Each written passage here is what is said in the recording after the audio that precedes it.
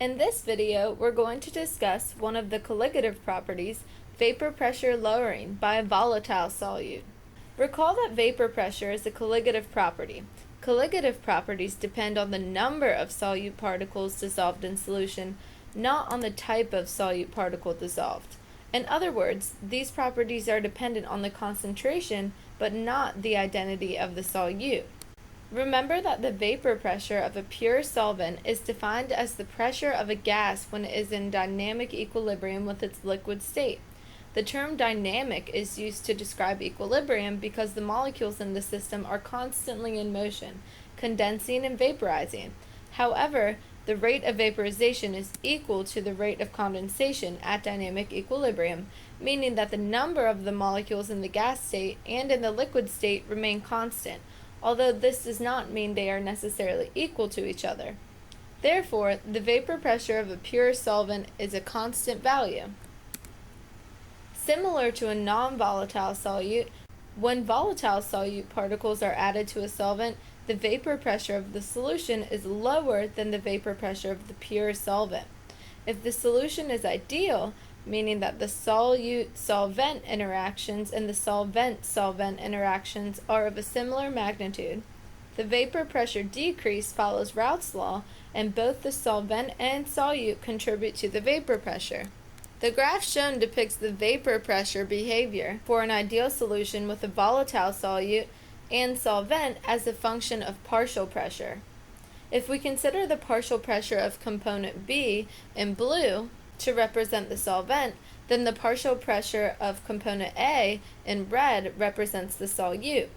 The purple line represents the vapor pressure of the solution with a spectrum based on the solvent to solute concentration.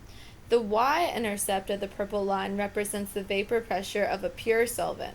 As more of component A, or solute, is added to the solution, we can see that the vapor pressure decreases until it finally reaches the other end of the spectrum, representing the vapor pressure for just pure solute. Overall, this image helps us to visualize the decrease in vapor pressure and the contribution of both the solvent and solute to the vapor pressure of the solution. However, in a non-ideal solution, the solute-solvent interactions will not be equivalent to the solvent-solvent interactions. In other words, one of these interactions is stronger than the other. If the solute-solvent interactions are stronger than the solvent-solvent interactions, the solute can actually prevent the solvent from vaporizing. Therefore, in comparison to Raoult's law, which is depicted by this dashed line, we observe negative deviations in the vapor pressure of the solution. However, if the solvent-solvent interactions are much greater in magnitude than the solute-solvent interactions, the solute allows the solvent to vaporize more since the interactions between the two are so small. Therefore, in comparison to Raoult's law, we observe positive deviations in the vapor pressure of the solution. For both situations, the more dilute the solution, the lower the deviation.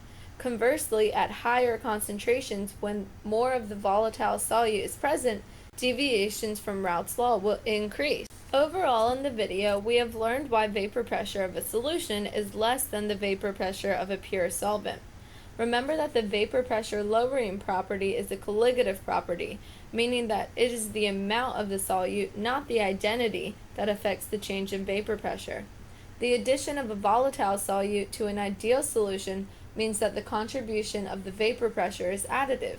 However, under non-ideal conditions, the vapor pressure behavior deviates from Raoult's law depending on the magnitude of the solute-solvent and solvent-solvent interactions.